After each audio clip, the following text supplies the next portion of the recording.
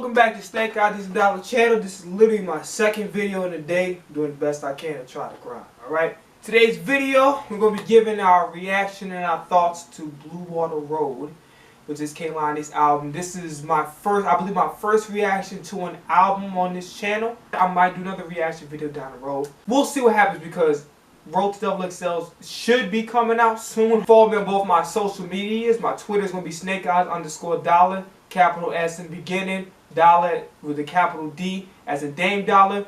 Follow me on my Instagram, all lowercase snakeeyes_W dollar. If y'all don't know me, haven't been following social medias, Kehlani is my favorite artist. All of her projects, every single one, I don't give a fuck who argues with me about this. I will argue to, listen to me very carefully, I will argue to the death. I went in that super fan mode when somebody said that Kehlani is like a Ty Dolla $ign, you know, has no classic projects but like gets like clout. What? I'm paraphrasing, but I was heated. I'm like, do you even listen to K? Like, but we listen. We're not getting to about that tweet. We don't give it. Cloud 19, classic. You Should Be Here, classic. Sweet Sexy Savage, classic. While We Wait, classic. It Was Good Until It Wasn't, classic. Catalog alert. Blue Water Road. It's live, we the champions, you heard Michael it. Jackson. We live. King of rap, the king of pop. Holla. Turned out crazy. Big event, 20,000. It's The Rock, you bastards. We'll talk about it. You know, somebody I've admired their work for a very, very long time. Somebody who's consistent. Like, I love everything about Kehlani. You know, I think that one thing that really makes me drawn to an artist is that not only do they make beautiful music, they're actually beautiful people. And even though I don't know Kehlani personally, you know, all the evidence has been suggested. You know, she's not perfect. These are things that I didn't like taking Tory Lanez off the song for the Meg thing when nobody knows what the hell happened. If that was the case, and again, this is a legend. I don't know if this happened, if this actually happened, but if Kehlani took Tory off the song because of what happened with Meg Thee Stallion, that was wrong. Okay, I'm gonna take my super fan thing out of the equation. That was wrong, right? I love hip hop. I do hip hop a lot.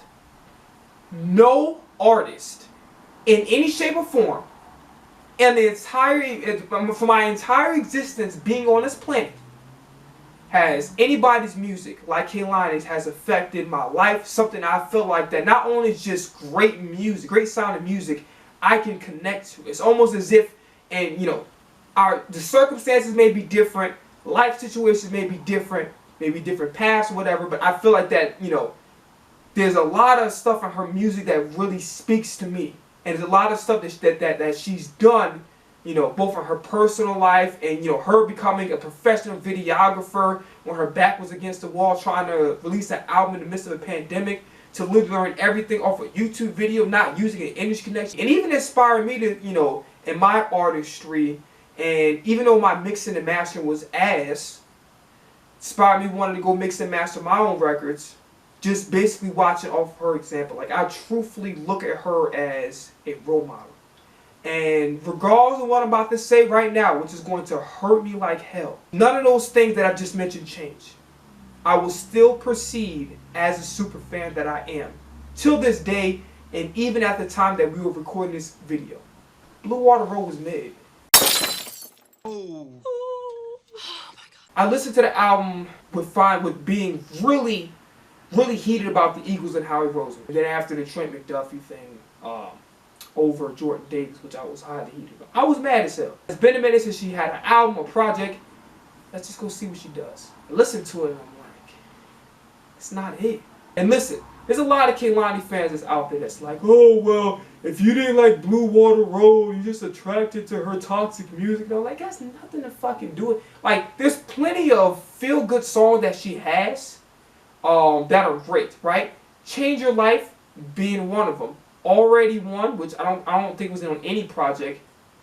That seemed like a pretty positive song. Tell Your Mama off of Cloud 19, pretty positive. I like that. Be Alright sounds like an encouraging song. So it's not. I don't only like. I think the song that she did with Amorphous sounded pretty positive. So it's not all just toxic, sad shit. And on top of that, a lot of the songs that they would consider in the category of toxic, those are, I don't necessarily like those Kehlani songs. Like Hate the Club, Toxic, pardon the pun. I'm not really into that. Now, are there some somewhat toxic mindset songs that I like of hers? Yeah. I mean, like, if it's good, it's good, right? Obviously, I don't take pleasure in somebody being in pain.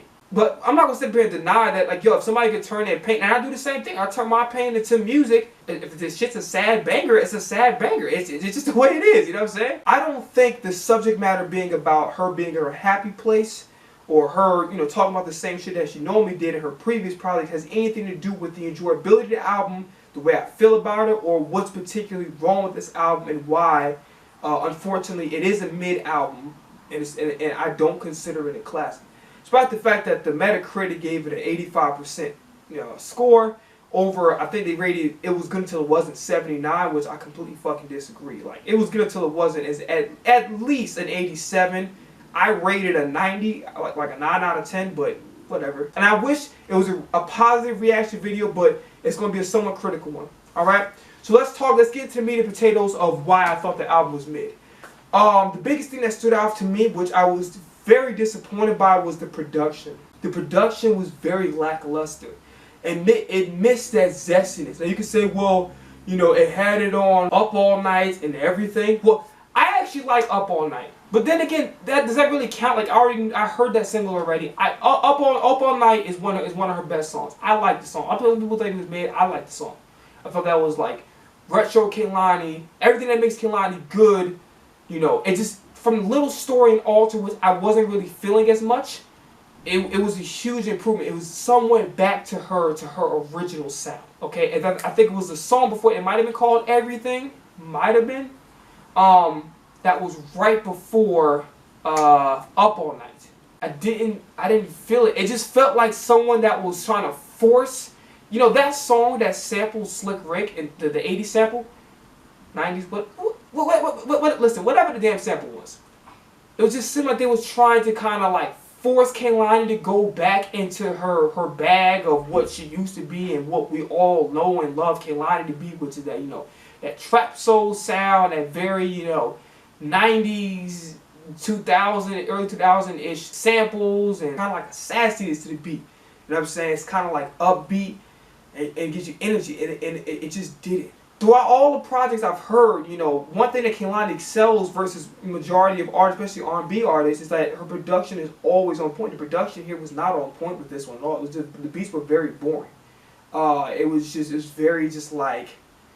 nothing near. It's like somebody. It's like you ask your best friend for some chicken, and they ate all the good parts. They damn near, all the breading is gone. You might have like a little bit stuck to like the bottom of the drumstick, and then maybe you'll have a little bit of meat left, but they damn near ate the whole chicken and say, there you go. And they just threw that shit on the plate.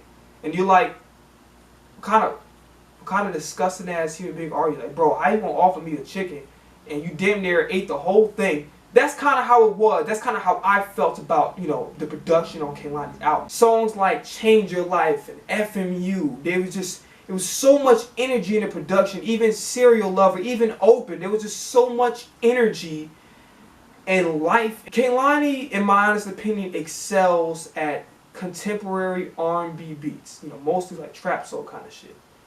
The production here was more bordering into alternative, and I didn't know if I was listening to Donda or a Tyler the Creator album, or I was listening to a Kehlani album. Rest in peace, Pop Wenzel. Like, anybody that was close to Kehlani that helped her on her journey, I'm not disrespecting. And it's definitely deviated way too far from what Kehlani's strengths are.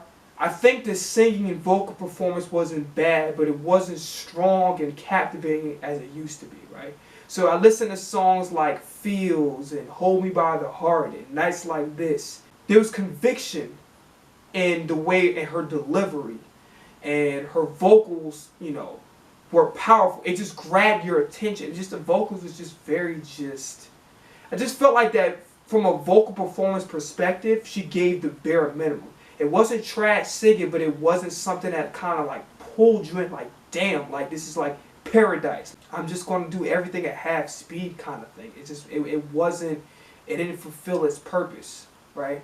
And then speaking of purpose, we'll talk about the third thing that I had trouble really with this album about. What was its purpose really? because she talked about on her IG live, she's like, well, if you think this album is not just about healing, right, there's other stuff involved. And she talked a lot about romantic relationships. She had a lot of imagery in there. If it's about healing, I'm not getting much of it. I'm just not. Like, a lot of it is just centered around you talking about, you know, a romantic relationship, or like describing a very intimate encounter with your partner, a lover, partner, what have you, right? I think she briefly might have alluded to the YG situation. I don't remember what it might have been the interlude, but it was just all over the place. It just wasn't centered on one specific idea. It was just too much. Okay, I'm gonna talk a little bit about healing. I'm gonna talk a little bit about, you know, how I overcame things. I'm gonna go over here and do a majority of, you know, talking about intimate relationships, and it's like it was just hard to follow along. And I think that if you want to make this album about healing, you need to fully commit yourself to that. You can't just say half in and half out. And you can make some bangers out of that. There's plenty of great music you can make if you want to go in that like Jhené Aiko kind of peaceful, laid back direction. You can still throw in some bangers. I think Above and Beyond was on the Chilombo album. That shit was a banger. That's like one of my favorite songs right now that I currently have on repeat. Last but not least, the writing. The writing was very surface level and subpar, which again, Kehlani doesn't always write her own stuff, but her pen game has been solid for the most part, and that's one of the things that I like. Even though she definitely has help on her writing, as so do many other great writers and great musicians, even Adele, who writes some of the most captivating and deepest shit that I probably don't even understand a majority of what she's saying, just because it's a lot of deep thought into it. It's too basic.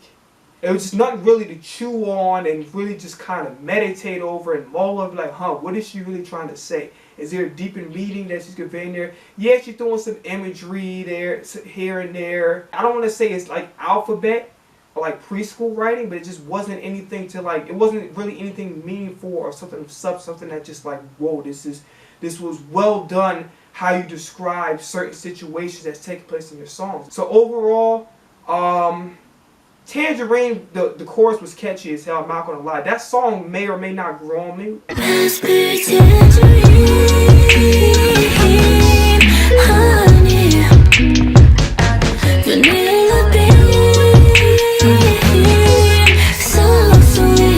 We'll see as time passes. Up All Night, I already said I like that song, but everything else, none of this going on a playlist. Honestly, unfortunately, I have to rate this a 4 out of 10. Just in general, when she was talking about, oh, this album's supposed to be a part of her deluxe, it truly felt that, but like it just felt like it wasn't trash, but like, it just felt like a bunch of like just loose album cuts rather than just making a whole complete. It felt like that it was supposed to be added somewhere else rather than standing alone as an album, because I don't think that this stands alone as an album. I feel like that, you know, this yearns for we need something more. Now, if anybody else that like it, I'm not criticizing you for it. I know Kehlani fans are going to come after me for this, but I have to tell the truth. I have to be honest. Like, I don't ever let my fandom get like when my favorite artist do something that's mid or not good, I'm going to say it. I'm not going to sit there and say, oh, my favorite artist, everything they create is great. No, it's not true. Not everything I create as an artist is great. Am I still a fan? Hell yes. Am I still going to support her? Hell yes. Am I still going to buy the next album she's going to put? Hell yeah. I felt like that a lot of what's been going on with Kehlani recently is that her head's not really in music. I don't think she's really into. I think she's trying to live her life and try to live her life in a moment and try to do everything that she wants to do outside of music and trying to take care of her daughter, make her priority. I'm happy she's in a happy place in her life. I'm very proud of of what she's overcome and what all the hard work she's took to get here and everything that she's done. I'm proud of her. Even though I don't like this album that much, I'm proud of her that she made this album and she seemed like she's in a great headspace. I 100% applaud her for that. So just because this work, in my opinion, wasn't great by any stretch of the imagination, I don't think this is a classic by any means. That still doesn't mean I'm not happy for her success and everything that she's done with. And that doesn't take away anything that she has already done to solidify her spot. I just think that she needs to get back into a headspace and really focus and hone in musically and start creating some hungry music. Let me know your thoughts in the comments. If you like this, disagree with me, you think I'm tripping, you think I'm bugging, maybe you think I should go re-listen to the album again. whatever. Like, comment, subscribe. I'm out here. My battery's about to die.